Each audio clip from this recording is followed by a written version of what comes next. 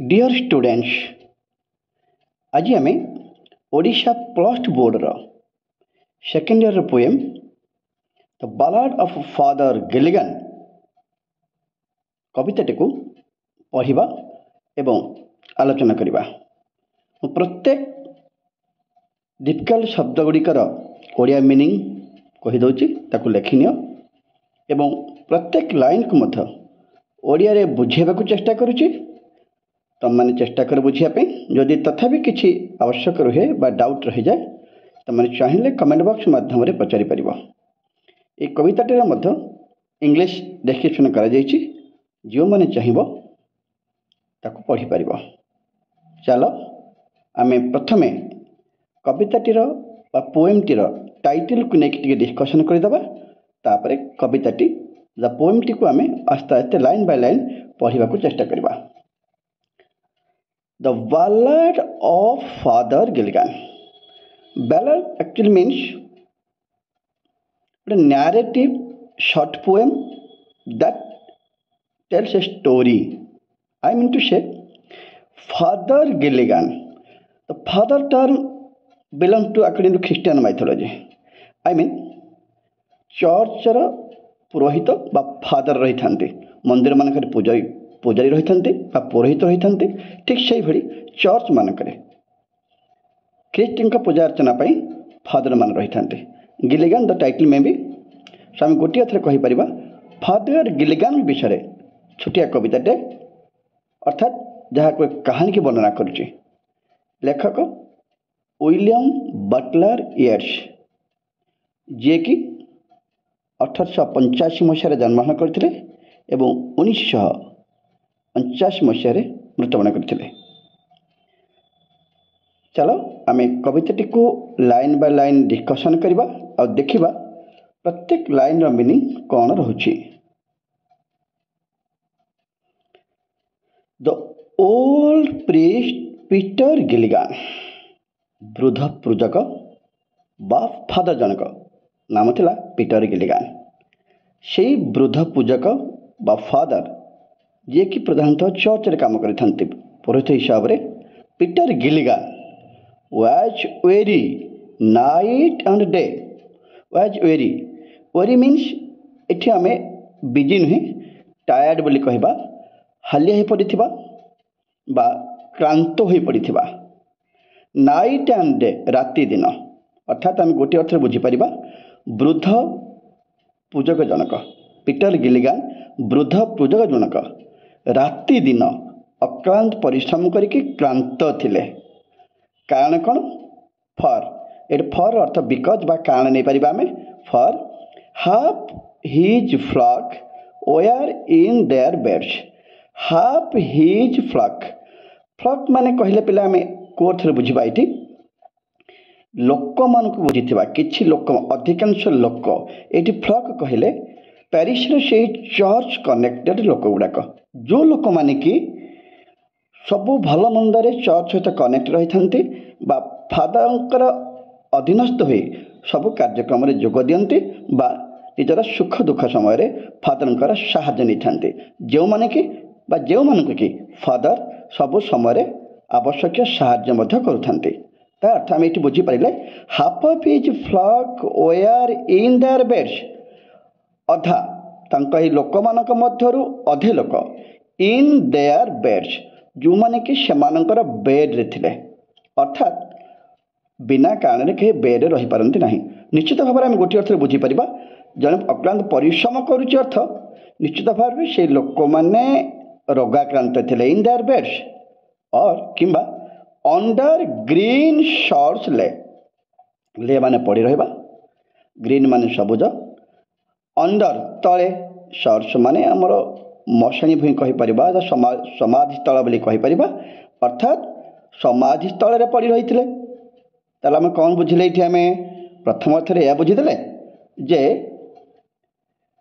Father जो राति दिन टायर्ड होते अक्लांत परिश्रम करुले तार रिजन कौन थी ना तांकर अधे लोक जो माने कि रोग शଯ୍ୟାରେ पड़ी रही थे कि ऑलरेडी मरी सारी शव आकार कफिन पर अपेक्षा करते जो मानक कफिन दिया सरी कहीपर अंडर ग्रीन सर्च जो मान कि ऑलरेडी मृत जो मानकर समाधि दिया सरी कहीपर जो मैंने समाधि तले शोई जाइए ग्रीन सब घास पड़ियार अर्थ बुझा जापर कि बुझा कौन ग्रीन सर्ट साधारण कथा कहला जो आम क्रिमिनाल ग्राउंड गुड़ा कहुए समाधि तल कहुए से पड़ रही है तार्थ मृत बोली कहीपर तार्थ फादर एत जो वेरी अच्छा कहु टायर्ड अच्छा कहु मुख्य कारण कौन थी ना अधिकांश लोक अधे बोली कहुई जो मैंने कि इधर बेड्रे पड़ रही लोक आक्रांत होकर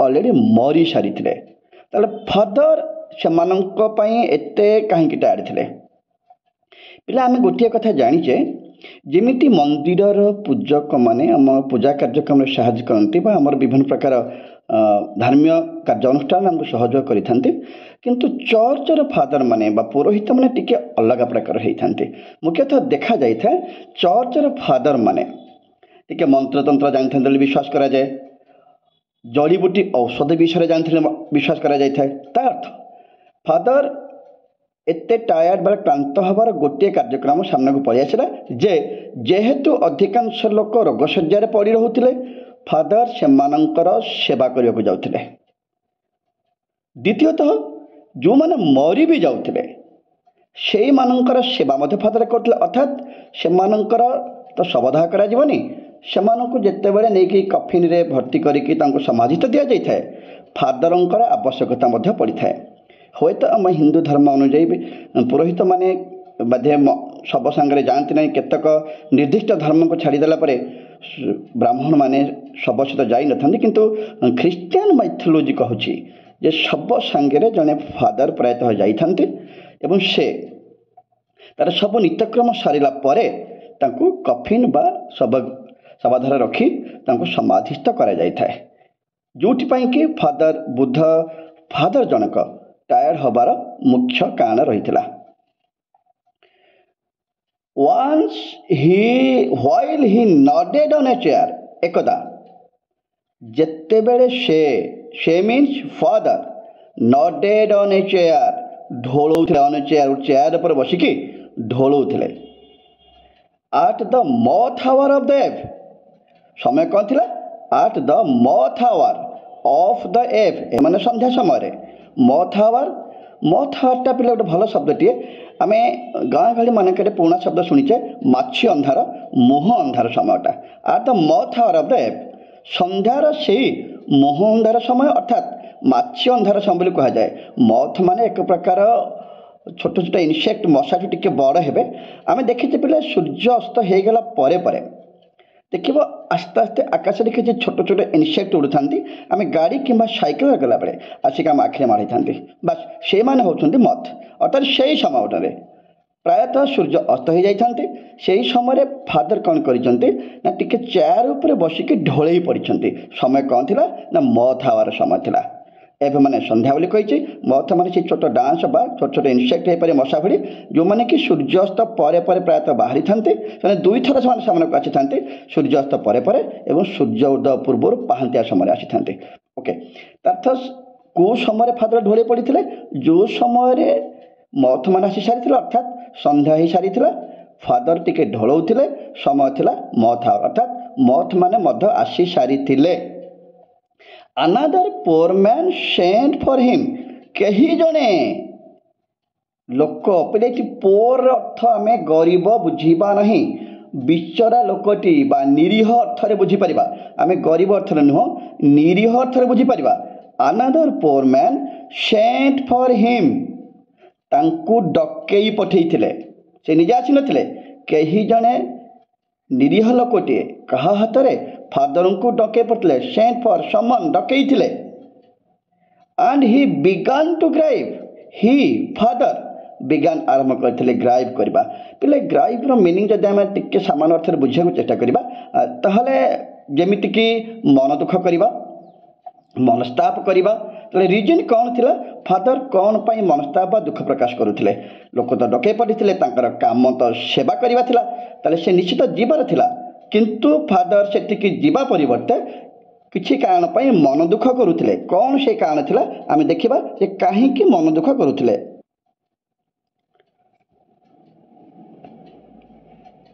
I have no rest, no joy, no peace। ତା ଅର୍ଥ ଫାଦର ମନ ଦୁଃଖ କରିବାର ଯେଉଁ ମୁଖ୍ୟ କାରଣଟି ସାମନାକୁ ଆସିଗଲା, I have no rest, no joy, no peace। ମୋର ଟିକେ ରେଷ୍ଟ ନେଇପାରୁନାହିଁ, ମୁଁ ଟିକେ ବିଶ୍ରାମ ନେଇପାରୁନାହିଁ, କିଛି ଜୟ ବା ଆନନ୍ଦ ଟିକେ ନାହିଁ, କିମ୍ବା ଶାନ୍ତି ମୁଁ ପାଇପାରୁନାହିଁ। କାରଣ କ'ଣ ଥିଲା? For people die and die. କାରଣ ଲୋକମାନେ ମରି ଚାଲିଛନ୍ତି। ଯେଉଁଥିପାଇଁ କି ଫାଦର ସାମାନ୍ୟତମ ଭାବରେ ନା ଟିକେ ରେଷ୍ଟ ବିଶ୍ରାମ ନେଇପାରୁଛନ୍ତି, ମା ଆନନ୍ଦ ପାଉଛନ୍ତି, ମା ଶାନ୍ତି ପାଉଛନ୍ତି। ତା ଅର୍ଥ ଏବେ ଆମେ ବୁଝିପାରିଲେ ଯେ ପୂର୍ବ ସ୍ଥାନରେ ଯେଉଁ ପଢ଼ିଥିଲେ ଯେ ଦ ଫାଦର ବିଗାନ୍ ଟୁ ୱେରି, ଅର୍ଥାତ୍ ଫାଦର ବ୍ୟସ୍ତ ହୋଇ ପଡ଼ୁଥିଲେ, ମନ ଦୁଃଖ କରୁଥିଲେ, ବା ଆମେ କହିପାରିବା ଯେ ଭଗବାନଙ୍କ ନିକଟରେ ଅଭିମାନ କରୁଥିଲେ। କାରଣ କ'ଣ ଥିଲା? I have no rest, no joy, no peace, for people die and die। ସେ ଟିକେ ନା ସାମାନ୍ୟତମ ଭାବରେ ବିଶ୍ରାମ ନେଇପାରୁଥିଲେ, ନା ତାଙ୍କର ଟିକେ ଆନନ୍ଦ ବା ଖୁସି ଥିଲା, ମାତ୍ର ଶାନ୍ତି ମିଳୁଥିଲା। କାରଣ କ'ଣ? କାରଣ ଲୋକମାନେ ମରି ଚାଲିଥିଲେ।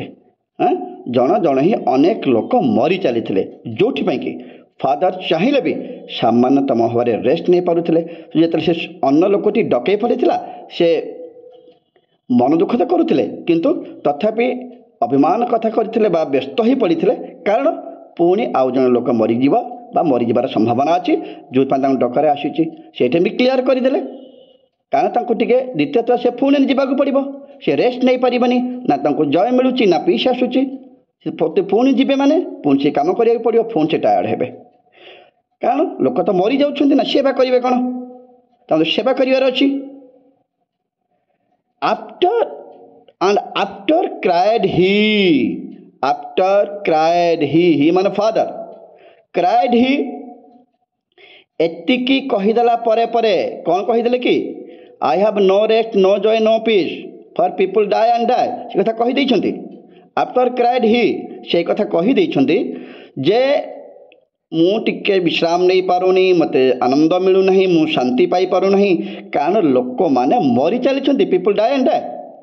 ଠିକ୍ ସେତିକି ଆଫ୍ଟର କ୍ରାଏଡ୍ ହି, ଏତିକି କହିଦେଲା ପରେ କେଉଁ କଥାଟା? ଏଇ ପୂର୍ବ ଲାଇନ୍ଟି କହିଲା ଯେ ମୁଁ ରେଷ୍ଟ ନେଇପାରୁନି, ବିଶ୍ରାମ ନେଇପାରୁନି, ଲୋକମାନେ ମରି ଚାଲିଛନ୍ତି। ଏତିକି କହିଦେଲା ପରେ ପରେ ହଠାତ୍ ସେ ନିଜର ଭୁଲ ବୋଧେ ବୁଝି ସାରିଥିଲେ। ସେ କ'ଣ କହୁଥିଲେ? ଗଡ୍ ଫରଗିଭ୍, ହେ ଭଗବାନ ମୋତେ କ୍ଷମା କରିଦିଅନ୍ତୁ। ଫରଗିଭ୍ କ୍ଷମା କରିଦେବା। God forgive my body spake, not I. My body spake, my means father's body, my body spake, not I. ହେ ପ୍ରଭୁ ମୋତେ କ୍ଷମା କରନ୍ତୁ। ଏଇ କଥା ପଦିକ, କେଉଁ କଥା ପଦିକ? ଏଇଟା ସ୍ପିକ୍ର ବୋଧେ ପୁରୁଣା ଫର୍ମ ହିସାବରେ ପାଷ୍ଟ ଫର୍ମ କରିକି ସ୍ପେକ୍ କରାଯାଇଛି। କହିଲେ ବୋଲି ବୁଝିପାରିବା ବା କହିଦେଲେ ବା କହିଲେ ବୋଲି ବୁଝିପାରିବା। ସ୍ପେକ୍ର ପାଷ୍ଟ ଫର୍ମ କରିକି ଆମେ କହିଲେ ବା କହିଦେଲେ ବୋଲି ବୁଝିପାରିବା। ମାଇ ବଡି ସ୍ପେକ୍ ନଟ୍ ଆଇ। ପ୍ରଭୁ ଏକଥା ମୁଁ କହିନି, ମୋର ଏଇ କ୍ଳାନ୍ତ ଶ୍ରାନ୍ତ ଶରୀର କହିଦେଲା। Not I, I the poet, I mean father. ଯେ ପ୍ରଭୁ ଏକଥା ମୁଁ କହିନି, ମୋର ଏଇ କ୍ଳାନ୍ତ ଶ୍ରାନ୍ତ ଶରୀର କହିଦେଇଛି। କାରଣ ସେ ନିଜେ ଅନୁଭବ କରିସାରିଥିଲେ ଯେ ତାଙ୍କ ପାଟିରୁ ଯେଉଁ ଶବ୍ଦ ଗୁଡ଼ିକ ବାହାରି ଯାଇଛି, ରେଷ୍ଟ, ଜୟ, ପିସ୍, ସେ ସେଟା ଖୋଜିଛନ୍ତି ବୋଲି କହିଦେଇଛନ୍ତି। କାରଣ ଲୋକ ମରି ଚାଲିଛନ୍ତି, ନା ତାଙ୍କୁ ରେଷ୍ଟ ମିଳୁଛି, ନା ଜୟ ମିଳୁଛି, ନା ପିସ୍ ମିଳୁଛି। ଯେଉଁଥିପାଇଁ ସେ ଶାନ୍ତିରେ ଶୋଇ ବି ପାରୁନାହାନ୍ତି, ଯେଉଁଥିପାଇଁ ସେ ଅଧିକ ଟାୟାର୍ଡ଼ ହୋଇପଡ଼ୁଛନ୍ତି। ପୁଣି ଗୋଟେ ଲୋକ କିଏ ଡକେଇ ପଠାଇଲାଣି, ତାଙ୍କୁ ଯିବାକୁ ପଡ଼ିବ। ସେ ଅତ୍ୟଧିକ ଟାୟାର୍ଡ଼ ଫିଲ୍ କରୁଥିଲେ। କହୁ ପାଟିରୁ ବାହାରି ସାରିଲାଣି କଥା। ସାଙ୍ଗେ ସାଙ୍ଗେ ସେ ଭଗବାନଙ୍କୁ କ୍ଷମା ମାଗି ନେଉଛନ୍ତି ଯେ ପ୍ରଭୁ ମାଇ ବଡି ସ୍ପେକ୍ ନଟ୍ ଆଇ। ପ୍ରଭୁ ଏକଥା ମୁଁ କହୁନି, ମୋର ଏଇ କ୍ଳାନ୍ତ ଶ୍ରାନ୍ତ ଶରୀର କହିଦେଇଛି। ମୋତେ କ୍ଷମା କରନ୍ତୁ। ଏ କଥା ପଦିକ ମୁଁ କହିନାହିଁ, ବରଂ ମୋର ସେ କ୍ଳାନ୍ତ ଶ୍ରାନ୍ତ ଶରୀର କହିଦେଇଛି। ହି knelt and leaning on the chair, ସେ ଆଣ୍ଠୁ ମାଡ଼ିକି ବସି ପଡ଼ିଲେ। ସେ father knelt and leaning on the chair, ସେ ଆଣ୍ଠୁ ମାରିକି ବସି ପଡ଼ିଲେ। and leaning on the chair, ସେ ପ୍ରଥମେ ଆଣ୍ଠୁ ମାରିକି ବସି ପଡ଼ିଛନ୍ତି, ତାପରେ leaning on the chair, ଚେୟାରକୁ ଲିନ୍ ମାନେ ଆଉଜି ପଡ଼ିବା, ଢଳେଇ ପଡ଼ିବା ବା ଢଳେଇ ପଡ଼ିବା, ଆଉଜି ରହିବା। से आंठु माड़ी बसी पड़ते आउ चेयर उपरकू ढली पड़ुंट he prayed and fell asleep he prayed he father prayed कि समय प्रेयर करुँच एंड फेल asleep गाढ़ निद्रार शोई पड़ुंट and the moth hour went from the fields ठीक से कौन हो द moth hour ये जो मुह संज बा माछी अंधार समयटा बोली कहती सेटा बर्तमान चलीगला फिल्ड माने पृथ्वी धरा पृथ्वी पक्षर धरा पक्षर आस्ते आस्ते से मथ गुड़ाक पलि जाउछन्ते समय अतिक्रम कली चली से मथ बा डांस बा छोट छोट इनसेक्ट गुड़ाक आस्ते आस्ते उभान हो जाउछन्ते आउ कहीं नहांती and the stars began to peep तापर देखा जाउछि तारा माने आस्ते आस्ते कौन करुछन्ति पिप उंकी मारिया को आरंभ करुछन्ति उंकी मारिया जो लोग अनेबा सते जेमिति तारा माने आस्ते आस्ते उंकी मारिबा आरंभ कलानी कारण सूर्यास्त हो सारी मथार अतिक्रम करिगलानी साधारण कथा राति आकाश रे तारा माने आस्ते आस्ते उंकी मारिया को आरंभ कले they slowly into millions grew देखा जाउछि they the stars they means the stars slowly into millions grew देखा जाउछि तारा मानकर संख्या आस्ते आस्ते मिलियन संख्यार बढ़िबाकू लागिला तारा मानकर संख्या बढ़िबाकू लागिला अर्थ राति बढ़ी बढ़ी चली राति जेतिकी घन अंधकार होउछि दूर दूरांतर थिबा तारा मानकर संख्या मध्य आस्ते आस्ते सामने को आसी जाउछि सो से कवि क्लियर बुझाई देछन्ति they slowly into millions grew तारा माने आस्ते आस्ते मिलियन मिलियन संख्यार बढ़िबाकू लागिचन्ति and leaves shook in the wind शुकमूल पवन रे लीफ पत्र गुड़िक शुक दोहलुंट बाहलुंट आस्ते आस्ते पवन बहुची पत्र गुड़िक दोहलुंट आकाश में तारा मांकर संख्या बढ़ी बढ़ी चली सुलुसुलिया पवन रे पत्र गुड़िक दोहलुंट and God cover the world with shade भगवान कौन कले cover the world with shade पृथ्वी पक्ष को कौन कले विथ शेड कभर करिया माने घोड़े दबा आच्छादित करदेबा शेड माने अंधार बा छाई आस्ते आस्ते भगवान कौन कर सत्य जमी भगवान कौन कले ना ये पृथ्वी पक्ष को अंधार ढांकी देले अंधार रे छाई देले अर्थात राति बढ़ी बढ़ी चलिला एंड व्हिस्पर टू मैनकाइंड एवं फुसफुस करे मनुष्य समाज को बोधे किसी कही भगवान व्हिस्पर करिया माने कान रे कहबा हाँ बोधे भगवान किसी कहबा को चाहूले लोक मान को आउ कहिछंती मध्य upon the time of sparrow chirp upon बेलकू the time of sparrow chirp माने चिरिप माने किचिरी मिचिरी शब्द करवा स्पारो माने घर चटिया मानकर किचिरी मिचिरी समय बेलू अर्थात जो समय घर चटिया माने सामना को आसी जाती बोले घर चटिया माने घर चटिया गोटे छोटिया चढ़ईटे घरे ही रही था प्रायतः चाल घर मानक से रहती किंतु आजिकल तो प्राय चाल घर लोप पाईगलानी सो घर चटिया मानकर वंश आस्ते आस्ते प्राय विलुप्त हो आसला घर चटिया माने घरे रही था पहांतिया समय जोटा ब्राह्म मुहूर्त कहचे से समय हवा मात्रे से आस्ते आस्ते किचिरी मिचिरी शब्द करने को आरंभ कर देते बास से कहते घर चटिया मानकर किचिरी मिचिरी समय बेलू When the moths came once more जेतेबेले कि मथ माने came once more आउ थरे आचिले once more आउ थरे अर्थात जेतेबेले घर चटिया माने किचिरी मिचिरी शब्द करने को आरंभ कले एवं मथ माने आउ थरे आसीगले मु कहिथिली जे मथ माने दुई थर आसंती गोटे सूर्य अस्त हवा परे परे आसी थांती एवं आउ गोटे पहांतिया समय अर्थात सूर्य उदय पूर्वरु आसी थांती The old priest Peter Gilligan stood upright on the floor. ठीक से बेलू The old priest Peter Gilligan वृद्ध पूजक पुजारी फादर जनक stood upright सीधा हुई ठुआ ही पड़ी stood upright on the floor चट्टान उपरे सीधा ही ठिया पड़े कारण गतकाली संध्या ठारू से शोई पड़ी ठाकुर प्रेयर करिक से शोई पड़ी से एत टायर हो जाते जे से आउ सेन्स अवस्था नथिले से प्रायतः शोई पड़ी अवस्था भल नाला से आराम से शोई पड़ी माभ्रन द मैन हाज डाइड ମାଭ୍ରନ୍ हे भगवान हे जीशु हे अल्लाह हे प्रभु द मैन हाज डाएड लोकटा मरी जाइए पिले को लोकटा बोली कहि परिबा आमे एठी द मैन हाज डाएड मीन्स मने पकाओ गत संध्यार जड़े लोक कहार आरोग्य कामना करी बा कहार आरोग्य करने फादर को डाकिया आसी फादर भावुंट बोध हुए से लोकटी मरी जाइए कारण गत संध्यार से लोकटीर सेवा करने को से जापारि ना while I slept on the chair से निजे कहते आई स्लेप्ट शोई पड़ी ऑन द चेयर चेयर उपर अर्थात से डाक हे भगवान बोधे लोकटी मरी जाइए जिते बेले काली मु चेयर उपर शोई पड़ी he roused his horse out of its sleep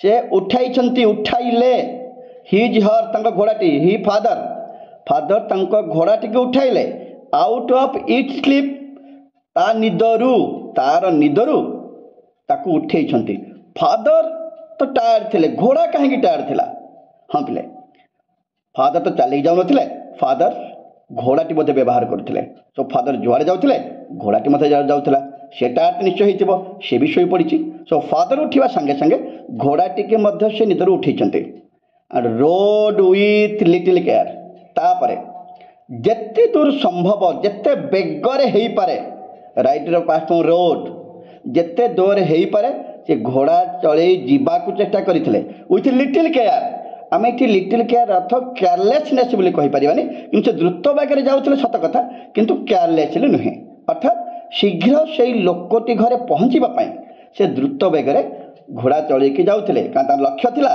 से डरुले काले से लोकटी मरी जाइए कि जार सेवा से काली करि ना डर लगुच बोध हुए लोकटी काली मरी जाइथिबो तार से सेवा करि पारि नाहंती लोकटी बोधे काली मरी जाइछि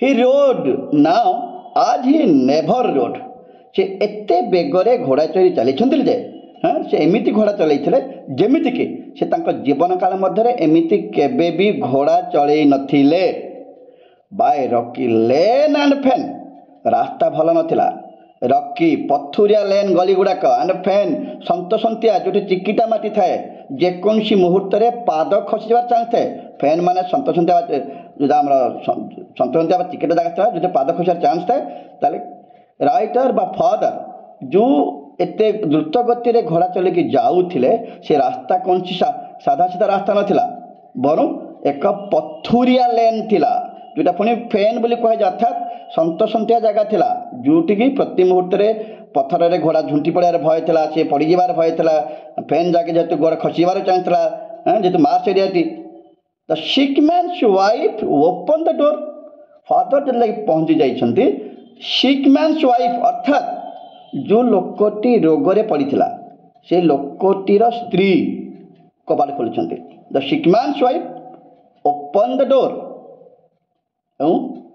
से कबाटी खोली सारा पर कौन कही फादर यू कम अगेन आश्चर्य कथा हठात स्त्री लोकटी से रोगाक्रांत स्त्री लोकटीर स्त्री कबाड़ खोली कौन कहूँ फादर यू कम अगेन आपण आउ थे आसी सरप्राइज कथा नुहे कि पिले फादर तो काली राति सारा शोते संध्या बेले से शोते उठी नथिले ताले हठात से स्त्री लोकटी एभली कहीं कहला जे फादर आपण आउ थे आसी ये कौन सी मतिभ्रम नुहे तो ना अन्य किसी रिजन अच्छी जो कि से वृद्ध स्त्री लोक जनक कहते father you come again father आपण आउ थे आसिले देखिबा स्त्री लोकटीर उत्तर शुणा प्रश्नर उत्तर शुणा जाई फादर केमी व्यस्त हो पड़ते से तो पचारिदेला फादर आप आउ थे आसिले कि स्त्री लोकटी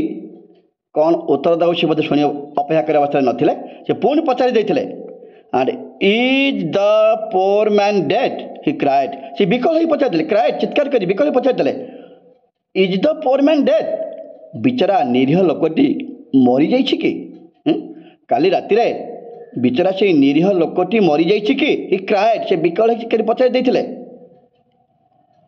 हठात ही डाएड an hour ago ସେଇ ନିରୀହ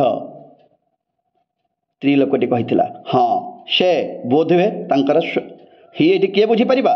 ସେଇ ନିରୀହ ମରିଯାଇଥିବା ଲୋକଟି ନାଇଁ, ହି ଡାଏଡ୍, ହଁ ସେ ମରିଗଲେ an hour ago, ଜଷ୍ଟ ଗୋଟେ ଘଣ୍ଟା ପୂର୍ବରୁ ସେ ମରିଗଲେ।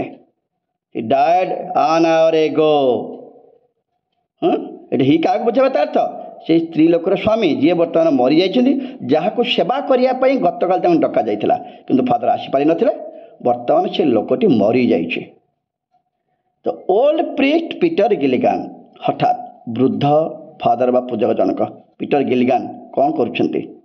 ଇନ୍ ଗ୍ରିଫ୍, ଦୁଃଖରେ, ଅତି ଦୁଃଖରେ, ଶୋଏଡ୍ ଟୁ ଆଣ୍ଡ ଫ୍ରୋ ମାନେ ଏପଟ ସେପଟେ ଟିକେ ହେବା, ଶୋଏଡ୍ ଟିକେ ତଳକୁ ଝୁଙ୍କି ପଡ଼ିବା, ଟିକେ ମାନେ ମନ ଦୁଃଖରେ ଯେତେବେଳେ ଆମେ କିଛି ମନସ୍ତାପ କରିଥାଉ, ଦେଖି ପିଲା ଆମେ ମୁହଁ ତଳକୁ କରିଦେଇଥାଉ, ଟିକେ ଝୁଙ୍କି ପଡ଼ିଥାଉ ଆଗକୁ, ଏକ୍ଜାକ୍ଟଲି ସେଇ ସେନ୍ସରେ ହଠାତ୍ ଯେତେବେଳେ ଫାଦର ଶୁଣିଛନ୍ତି ଯେ ସେ ଜଷ୍ଟ ଗୋଟେ ଘଣ୍ଟା ପୂର୍ବରୁ ମରିଗଲା, ଫାଦର ବହୁତ ଅପସେଟ୍ ହୋଇପଡ଼ୁଛନ୍ତି।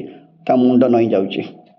ଖୁସିରେ କି ଦୁଃଖରେ, ମାନେ ସ୍ପେଶାଲି ଦୁଃଖରେ, କାରଣ ସେ କାଲି ଲୋକଟିର ସେବା କରିବାକୁ ଆସିପାରିନଥିଲେ, ଯେଉଁଥିପାଇଁ କି ଲୋକଟି ବୋଧହୁଏ ମରିଗଲା। ସେ ମନ ଦୁଃଖ କରିବା ଷ୍ଟାର୍ଟ କରିଦେଲେ, କାରଣ ତାଙ୍କ କାମ ସେୟା ଥିଲା ଲୋକଙ୍କର ସେବା କରିବା, କିନ୍ତୁ ସେ ଏତେ ଟାୟାର୍ଡ ହେଇଥିଲେ ସେ କାଲି ଶୋଇପଡ଼ିଥିଲେ, ଲୋକଟିର ସେବା କରିପାରିନଥିଲେ। ସେଇ ଦୁଃଖରେ ସେ ବହୁତ ମନସ୍ତାପ କରୁଛନ୍ତି, ଅନୁତାପ କରୁଛନ୍ତି। ଟିକେ ଶୋଇଂ ଟୁ ଆଣ୍ଡ ଫ୍ରୋ, ମାନେ କହିପାରିବା କି ଟିକେ ମୁଣ୍ଡକୁ ତଳକୁ କରି, ମୁଣ୍ଡକୁ ଝୁଙ୍କି ଆଗକୁ ଝୁଙ୍କି, ଟିକେ ଏପଟ ସେପଟେ ଟୁ ଆଣ୍ଡ ଫ୍ରୋ ହେଇଛନ୍ତି, ଏପଟ ସେପଟେ କିଛି ପାଉଣ୍ଡ ଆଗକୁ ଯାଇଥିବେ, କିଛି ପାଉଣ୍ଡ ପଛକୁ ଫେରି ଆସିଥିବେ, ଏଇଭଳି ହେଇପାରେ। ସେ ମନ ଦୁଃଖରେ ଏପଟ ସେପଟେ ହେଇଛନ୍ତି। ପୁଣି ସେଇ ସ୍ତ୍ରୀ ଲୋକ ଜଣ କହିବା ଆରମ୍ଭ କଲେ, when you were gone he turned and died. ସ୍ତ୍ରୀ ଲୋକ ଜଣ କ'ଣ କହିଲେ? ସେ ମୃତ ବ୍ୟକ୍ତିଙ୍କର ସ୍ତ୍ରୀ କ'ଣ କହିଲେ? ପୁଣି ଥରେ, when you were gone, you means father, ଯେତେବେଳେ ଫାଦର ଆପଣ ଚାଲିଗଲେ ବା ଆପଣଙ୍କର ଯିବା ହେଲା, ହି ଟର୍ଣ୍ଡ ଆଣ୍ଡ ଡାଏଡ୍, ସେ ଟିକେ ବୁଲି ପଡ଼ି ଆପଣଙ୍କୁ ଚାହିଁ ମରିଯାଇଥିଲେ। ସେ ସ୍ତ୍ରୀ ଲୋକଟି କ'ଣ କହିଲା? ହଁ, କାଲି ଯେତେବେଳେ ଆପଣ ଚାଲି ଯାଇଥିଲେ, ଆପଣ ତାଙ୍କର ସେବା କରିକି ଚାଲିଗଲା ପରେ ପରେ ସେ ଟିକେ ଆପଣଙ୍କୁ ଚାହିଁଥିଲେ ଏବଂ ମୃତ୍ୟୁବରଣ କରିଥିଲେ। ଆଜ ମେରି ଆଜ ଏ ବାର୍ଡ, ଆଜ ମେରି ଆଜ ଏ ବାର୍ଡ, ଯେମିତି ଖୁସି ସେମିତି। ଅର୍ଥାତ୍ ପିଲାମାନେ ବିଶ୍ୱାସ କରାଯାଏ ବୋଧେ ପକ୍ଷୀମାନେ ହେଉଛନ୍ତି ଦୁନିଆର ସବୁଠାରୁ ଖୁସି ପ୍ରାଣୀ, କାରଣ ସେମାନେ ଆକାଶରେ ଉଡ଼ି ପାରୁଛନ୍ତି। ଏକ୍ଜାକ୍ଟଲି ଆମେ ବୋଧେ ସେଇ ସେନ୍ସ ଯଦି ବାହାର କରିବା, ତାହେଲେ ସେ ନିଜେ ବାରମ୍ବାର ତାଙ୍କ ଗୋଟିଏ କଥା କହିଥିଲେ ଯେ ଆପଣ କାଲି ଚାଲିଗଲା ପରେ ପରେ, ତାଙ୍କର ସେବା କରି ଆପଣ ଚାଲିଗଲା ପରେ ପରେ ସେ ଖୁସିରେ ଆପଣଙ୍କୁ ବୋଧେ ବୁଲି ଚାହିଁଛନ୍ତି ଏବଂ ମୃତ୍ୟୁବରଣ କରିଛନ୍ତି। ପୁଣି ସେମିତି ସେ ସାଧା ସିଧା ମରିନାହାନ୍ତି, ବହୁତ ଖୁସିରେ ମରିଛନ୍ତି। ଯେମିତିକି ଖୁସି କିଏ ହେଇଥାଏ ନା ପକ୍ଷୀଟି ହେଇଥାଏ। ପକ୍ଷୀଟିଏ ଯେମିତି ସବୁବେଳେ ଖୁସିରେ ହେବ ବୋଲି ବିଶ୍ୱାସ କରାଯାଏ, ସେ ସେମିତି କହୁଛନ୍ତି ଯେ ତାଙ୍କ ସ୍ୱାମୀ କାଲି ଠିକ୍ ଗୋଟେ ପକ୍ଷୀ ଭଳି ଅତି ଖୁସିରେ ମୃତ୍ୟୁବରଣ କରିଛନ୍ତି। ଦ ଓଲ୍ଡ ପ୍ରିଷ୍ଟ ପିଟର ଗିଲିଗାନ୍, ବୃଦ୍ଧ ଫାଦର ପୂଜକ ଜଣକ କ'ଣ କଲେ? ହି ନେଲ୍ଟ ହିମ୍ ଆଟ୍ ଦ୍ୟାଟ୍ ୱାର୍ଡ। ହି, ଏଠି ଆମେ ହି କହିଲେ ଭଗବାନଙ୍କୁ ନେଇପାରିବା, ଖ୍ରୀଷ୍ଟଙ୍କୁ ନେଇପାରିବା, ଯେହେତୁ ଆମେ ଖ୍ରୀଷ୍ଟର ମାଇଥର ପୋଏମ୍ଟିଏ।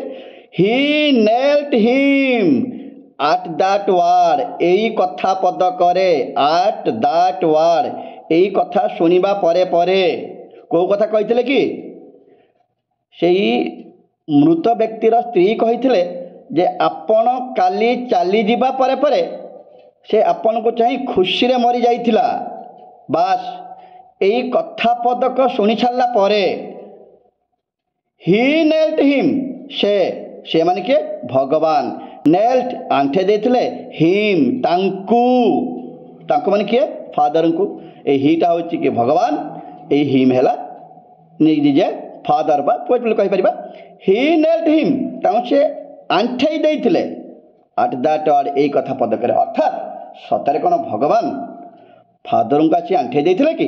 ନା, ଫାଦର ଏଇ କଥା ପଦକ ଶୁଣିଲା ପରେ ପରେ, କେଉଁ କଥା ପଦକ?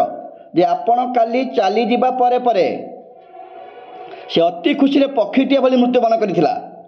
ଫାଦର ଭଲ ଭାବରେ ବୁଝି ସାରିଥିଲେ ସେ ତ କାଲି ଆସିନଥିଲେ, କିନ୍ତୁ ଏଇ ସ୍ତ୍ରୀ ଲୋକ ଏମିତି କଥା କହୁଛି। ହଁ, ବୋଧ ହୁଏ ଭଗବାନଙ୍କର ପରମ ଭକ୍ତ ହିସାବରେ ସେ କିଛି ଅନୁଭବ କରିସାରିଥିଲେ, ଯେଉଁଥିପାଇଁ କି ସେ ଆଣ୍ଠୁ ମାଡ଼ି ବସି ପଡ଼ିଥିଲେ ଭଗବାନଙ୍କୁ ପ୍ରାର୍ଥନା କରିବା ପାଇଁ। କାରଣ ସେ ତ ଭୁଲ କରିସାରିଛନ୍ତି, आउ जो कथाटी से स्त्री लोक कहूँ अनका कथा नुह क्या कथा कहे निजे जापर he who hath made the night of star he से भगवान जहाँ ही जापे भगवान हु जो भगवान की हाथ मेड पहले ये पुराना इंग्लीश हिसाब से लिखा जाए हाथ यहाँ हूँ हाज HAS चेंज कर हाथ को हाज कर ही हाज मेड जी की प्रेजेंट परफेक्ट जी की द नाइट ऑफ स्टार ताना मानकर राति अर्थात जी से भगवान जी कि तारा खचित रात्रि तैयारी करिसेंते अन्य कहीं नुहे से भगवान जी कि तारा खचित रात्रि तैयारी करिसेंते कु मानक पई for souls who tired and bleed for souls माने आत्मा से महान आत्मा मानक पई से महान महापुरुष मानक पई से महान भक्त मानक पई फॉर सोल्स से महान लोक मानक पई हु टायर एंड ब्लीड जो माने टायर एक्जेक्टेड थांती ब्लीड माने क्षक्तात बा रक्तात होइथांती अर्थात अन्न मानकर सेवा करी करी जो महान आत्मा गुड़िक अन्न मानकर सेवा करी करी टायर्ड बा एक्जेक्टेड बा क्लांत होइथांती एवं ब्लीड माने क्षक्तात बा रक्तात हवा सेई महान व्यक्ति मान पई सेई महान महापुरुष मानक पई जो माने कि अन्नर सेवा करी करी टायर्ड बा क्लांत होइथांती सेमानंक पई ही भगवान ए तारा खचित राति तैयारी करछन्ते से कहउछन्ते से किए ना से भगवान जी कि तारा खचित राति तैयारी करछन्ते तारा खचित राति कोठी पई करछन्ते ना ई महान सोल मानक पई जो सोल माने कि अन्न मानकर सेवा करके टायर्ड होंती बा ब्लीड होंती एक्जेक्टेड हवा हलिया हो पड़वा ब्लीड माने क्षत रक्तात हो पड़वा अर्थात से मानक पई ए सब काम करा जायछि अच्छा पिले गोटे सुंदर कनसेप्ट हम उठे परिबा एठी जदि सेमानंकर शोइबा पई एते व्यवस्था करा जायथिला सेमानंकर रेस्ट न पई एते व्यवस्था करा जायथिला ताले नाइट ऑफ स्टार्स काहे केला तो अंधार राति करि परिथांते वास्तव में नाइट ऑफ स्टार्स अर्थ तारा खचित आकाश आमे ताले गोटी अर्थ बुझिबा राति जेतिकी घन बा अंधार होता है तारा मानकर संख्या मत सेते अधिक होता है अर्थात से जो राति तैयारी करथिले तारा खचित राति अर्थात घन अंधकार राति थिला राति तो घन हेले ही तारा माने देखा जीवे ना sent one of his great angels down sent a sent रो वर्ब सब्जेक्ट के हे परिबो सेंट रो वर्ब आर सब्जेक्ट की हबो ना ही सेंट ही माने भगवान कहचा में ही सेंट भगवान पठेई थिले one of his great angels down तांकर जणे पर देखते हिज को एच को कैपिटल कराई तब क्लियर हो भगवान अर्थ कह जाइए ना कि तार तो भगवान पठेई थिले तांकर जणे ग्रेट एंजल्स देवदूत बा परी बोली कहि परिबा देवदूतों को कोठी ना तळु को पठेई थिले सेही भगवान जे कि तारा खचित रात्रि करछन्ति को मान पई ना से टायर बा ब्लीडिंग सोल मान पई अन्न मान पई कठिन परिश्रम करके हालिया हो पड़ता से लोक मान पई जो महापुरुष मैंने कम कर शांति टिके रेस्ट नवा भगवान ये तारा खत राति करछन्ते खाली सेतिक नुह से भगवान सेंट से भगवान मत पठे one of his great angels down तांकर जने देवदूत को जने परी को तलू को पठे कौन करने to help me in my need to help me मते साहाय्य करने को me means father to help me in my need मो आवश्यक समय मो आवश्यकता रे ताले भगवान कौन करथिले ना तांकर जने महान देवदूतों को तलू को पठेइथिले मते साहाय्य करबा को इन माय नीड मो आवश्यकता समय रे तार कौन आवश्यकता थिले कि आम पूर्व पढ़िचे परा फादर काली संध्या बेलू शोई पड़िथिले से लोकटी डकई पठेबा परे परे व्यस्त विव्रत होकर मन दुखरे मनस्ताप शोई पड़ते टायर्ड भी थिले तार सेवा करने को जापारि नथिले बास आमे शुणीचे भक्तर भगवान भक्त खुशी रहे भगवान खुशी नथिले विश्वास करा जाए ताहले आमे से कथा क्लियर हो गले इन माय नीड मो आवश्यकता समय तान कौन आवश्यकता थिला कारण तांकर काम थिला जे से लोकटीर काली जाइकी सेवा करिवा थिला किंतु फादर से लोकटीर सेवा करने को जापारे ना एवं कारण से टायर्ड थिला शोई पड़ते किंतु भगवान कौन कले ଜଣେ ମହାନ ଭକ୍ତଙ୍କର ଅପମାନ ସେ କେବେ ହେଲେ ସହି ନଥାନ୍ତେ ବା ସହିବା କଥା ଭାବି ନଥିଲେ। ସେଥିପାଇଁ ସେ କ'ଣ କଲେ, ତାଙ୍କର ଜଣେ ଆଞ୍ଜେଲକୁ, ଜଣେ ଦେବଦୂତଙ୍କୁ ତଳକୁ ପଠାଇ ଦେଇଥିଲେ। କ'ଣ କରିବା ପାଇଁ ନା ଫାଦରଙ୍କୁ ତାଙ୍କ କାମରେ ସେବା କରିବା ପାଇଁ। ତାତ ପିଲା ମୁଁ ବୁଝିଗଲେ ତ, ଯେଉଁ ସ୍ତ୍ରୀ ଲୋକଟି କହିଥିଲା ଯେ ଫାଦର ୟୁ କମ୍ ଏଗେନ୍, ଏବେ ବୁଝିବାକୁ ଚେଷ୍ଟା କର ସେ କାହିଁକି କହିଥିଲା। ହଁ, ବାସ୍ତବରେ ତ ପିଟର ଗିଲିଗାନ ଯାଇପାରିନଥିଲେ, କିନ୍ତୁ ଫାଦରଙ୍କ ବେଶରେ ଜଣେ ଆଞ୍ଜେଲ ବା ଜଣେ ଦେବଦୂତ ଯାଇ ସେ ଲୋକଟିର ସେବା କରିଥିଲା। ସେଥିପାଇଁ ସେ ଖୁସିରେ ମଧ୍ୟ ମୃତ୍ୟୁବରଣ କରିଥିଲା। ଏବେ ଫାଦର ବୁଝି ସାରିଥିଲେ ଯେ ସ୍ତ୍ରୀ ଲୋକ ଯେଉଁ କହିଦେଲା ଯେ ଫାଦର ଆପଣ ଆଉ ଥରେ ଆସିଲେ ଯେ ଆପଣ ଚାଲିଯିବା ପରେ ପରେ ସେ ଖୁସିରେ ମରିଯାଇଛନ୍ତି, ଏଇ କଥାଟି ଶୁଣିକି ସେ ତ ଆଶ୍ଚର୍ଯ୍ୟ ହୋଇଯାଇଥିଲେ। କିନ୍ତୁ ଏବେ କ୍ଲିଅର ହୋଇଗଲେ ଯେ ବାସ୍ତବରେ ସେ ସ୍ତ୍ରୀର ଯେଉଁ କଥାଟି କହିଥିଲା ସେ ଏବେ ଜାଣିବାକୁ ପାଇଲେ ଯେ କିଏ ବାସ୍ତବରେ ତାଙ୍କ ପାଇଁ ଆସିଥିଲା। ଅର୍ଥାତ୍ ଭଗବାନ ହିଁ ତାଙ୍କର ଜଣେ ଦେବଦୂତଙ୍କୁ ହିଁ ତାଙ୍କରି ବେଶରେ ସେଠିକି ପଠାଇଥିଲେ, ଯିଏକି ସେଇ ଲୋକଟିର ସେବା କରିଥିଲା। ଅର୍ଥାତ୍ ଭଗବାନ ଚାହୁଁନଥିଲେ ତାଙ୍କର ଜଣେ ସଚ୍ଚା ଭକ୍ତ ଅପମାନିତ ବା ନିନ୍ଦିତ ହୁଅନ୍ତୁ। ହି ହୁ ଇଜ୍ ରାପ୍ଡ ଇନ୍ ପର୍ପଲ ରୋବ୍ସ, ସେଇ ଲୋକ, ସେଇ ଭଗବାନ ଯିଏକି ସଦାସର୍ବଦା ପର୍ପଲ ରଙ୍ଗର ବେଶ ପୋଷାକ ପରିଧାନ କରିଥାନ୍ତି ବୋଲି ବିଶ୍ୱାସ କରାଯାଏ। ବୋଧ ହୁଏ ହିନ୍ଦୁ ମାଇଥୋଲୋଜିରେ ଏମିତି ବେଶ ପୋଷାକ ପରିଧାନ ଦେବତା କେହି ନାହାନ୍ତି। ଏଇଟା ନିଶ୍ଚିତ ଭାବରେ ଖ୍ରୀଷ୍ଟଙ୍କ ବିଷୟରେ ଆଲୋଚନା କରାଯାଇଛି। ସେ ଯାହା ବି ହେଉ ଭଗବାନଙ୍କ କଥା ହିଁ କୁହାଯାଇଛି, ଯିଏକି ସର୍ବଦା ପର୍ପଲ କଲରରେ ଥାନ୍ତି ବୋଲି। ଅର୍ଥାତ୍ ଅର୍ଣ୍ଣାମେଣ୍ଟ ହୁଅନ୍ତୁ ବା ତାଙ୍କ ବେଶ ପୋଷାକ ସେୟା ଥାଏ।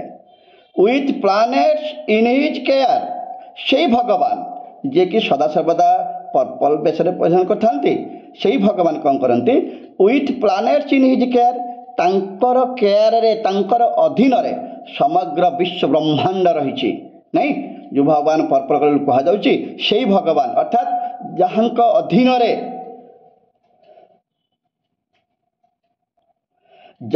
ଅଧୀନରେ ମାଳମାଳ ବିଶ୍ୱ ବ୍ରହ୍ମାଣ୍ଡ ସୃଷ୍ଟି ହେବ ବୋଲି ବିଶ୍ୱାସ କରାଯାଏ।